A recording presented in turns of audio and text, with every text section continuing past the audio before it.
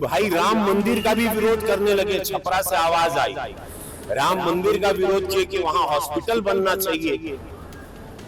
तो वही विरोधी आज बिहार सुन ला। भाई मैं धर्म के विरोध में कभी नहीं रहा और मैं धर्म के विरोध में नहीं, आज भी नहीं। लेकिन लोग जो धर्म के नाम पे वोट मांगते हैं, जो धर्म के नाम पे लोगों को भड़काते हैं, मैं उनका विरोधी। भोजपुरी सिनेमा को भोजपुरी में काम करके हिंदुत्व का नाम लेके सब कुछ किए, कमाए, खाए। आज भोजपुरी इंडस्ट्री बंद हो गया। आप सिर्फ मंदिर मस्जिद बनाकर लोगों को कितना रोजगार दे गया। श्रद्धा दिल में होता है किसी भगवान के लिए, मंदिर में भगवान नहीं होता है, हमारे दिल में होता है, उत्पन्न होता है, तब हम मंदिर जाते हैं। मेरा विषय वो है। भगवान कृष्ण ने जब कहा, युद्ध चल रहा था महाभारत, ये प्रकरण पूरे विश्व के सनातनियों को याद और पूरा बिहारो सुन ले। जब युद्ध चला तो अर्जुन कहा कि ये भगवान सामने भाई है, चाचा है, परदादा है, काका बा, छोट भाई बा, वो पटीदार है, क्या करे? तो भगवान कृष्ण क्या कहे? कहे जब पटीदार, चाचा, काका, भाई, बहन जो भी तुम्हारे समक्ष है युद्ध में, वो अधर्मी हो गया, वो सनातन के खिलाफ हो गया, वो स्वार्थ में चला गया, तब चूको मत, बाण चलेगा। जैसे ही विरोधियों की आवाज जो हुई आज निकल गई कि भाई राम मंदिर का भी विरोध करने लगे। छपरा से आवाज आई, राम मंदिर का विरोध किए कि वहां हॉस्पिटल बनना चाहिए। तो वही विरोधी आज बिहार सुन ला। समस्त बिहार से कहता कि मां सीता के मंदिर का भी विरोध हो रहा। यही विरोध, यही पार्टी, यही विरोधी चेहरे यूपी में भी किए, लेकिन मोदी जी, योगी जी कड़क वहां खड़े रहे। पूरा सनातन धर्म खड़ा रहा। माननीय सुप्रीम कोर्ट ने सब कुछ पक्ष को देखा और वहां भव्य मंदिर 500 साल बाद बना। अब मां जानकी का मंदिर भव्य बनने जा रहा है। ये विरोधी यहां भी मुंह उठा रहे हैं, जितने एनडीए के विरोधी हैं। तो मैं आप लोगों को सचेत कर देना चाहता हूं, इन लोगों की जमानत जब्त कर देना। जहां सनातन के विरोध में कोनो बात भाई, जहां हिंदू विरोधी, हमारी आस्था हमारी मां है, मां जानकी मां है।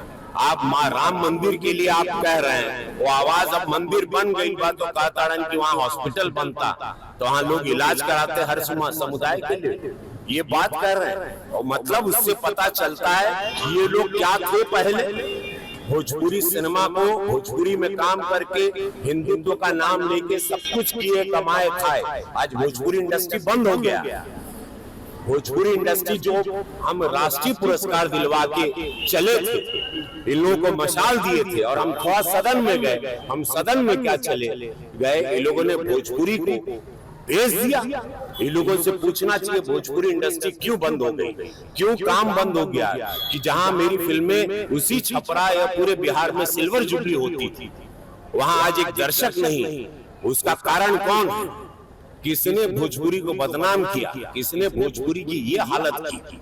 किसने जो किया? तो आज वो लोग जवाब दें कि वो इंडस्ट्री पे ताला लगा के आप कोई और कुछ उम्मीदें देंगे। ये झूठ पर जहां पर एक जंगल राज था, उस दल के साथ जहां सनातनी विरोधी आवाजें निकलने लगी, राम मंदिर के खिलाफ आप लोग आवाज निकल रहे, मां जानकी के मंदिर जो बनने जा रहा है उसके विरोध में आप लोगों की आवाजें निकल रही। इससे ये पता चलता है आपकी विचारधारा क्या है। भाई मैं धर्म के विरोध में कभी नहीं रहा और मैं धर्म के विरोध में नहीं, आज भी नहीं। लेकिन लोग जो धर्म के नाम पे वोट मांगते हैं, जो धर्म के नाम पे लोगों को भड़काते हैं, मैं उनका विरोधी।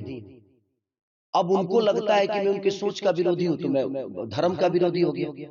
मैंने राम के बारे में थोड़ी कुछ कहा। मैंने बोला कि भाई मंदिर जरूरी है, बट कॉलेज भी तो जरूरी है, शिक्षा भी तो जरूरी है, अस्पताल भी तो जरूरी है, लोगों के रोजी रोजगार भी तो जरूरी है। आप सिर्फ मंदिर मस्जिद बनाकर लोगों को कितना रोजगार दे गया। श्रद्धा दिल में होता है किसी भगवान के लिए, मंदिर में भगवान नहीं होता है, हमारे दिल में होता है, उत्पन्न होता है, तब हम मंदिर जाते हैं। मेरा विषय वो है। कि मंदिर बनना चाहिए। मैं ये नहीं कह रहा हूं कि मंदिर नहीं बनना चाहिए, मंदिर बनना चाहिए, लेकिन मंदिर के साथ साथ लोगों का ख्याल भी। आखिर बताइए, आप मंदिरें बना दें और लोगों के पेट में अन्न ही ना दें तो भूखे भजन होता है क्या? और रवि भैया की बात के लिए तो आप बिल्कुल कुछ मत कहिए, वो तो जीने के लिए कुछ बनाते नहीं है, वो तो मरने के लिए बनाते हैं। आपने उनका बयान सुना हो गया, माननीय आदित्यनाथ योगी जी के सामने बोल रहे हैं कि तुम लोग अगर यहाँ पे जलोगे गोरखपुर में तो सीधे स्वर्ग में जाओगे। तो वो जीते जी आपको कुछ नहीं देंगे, मरने के बाद का प्रोसीजर उनका जो है वो बहुत प्यारा होता है कि आपके चैन से जलने के लिए वो व्यवस्था करेंगे, आपके जीने के लिए वो कोई व्यवस्था आपको नहीं देंगे। वो कुछ भी बोल सकते हैं, वो महादेव है भाई और हम लोगों के बड़े भाई है और उनका विचारधारा अलग है।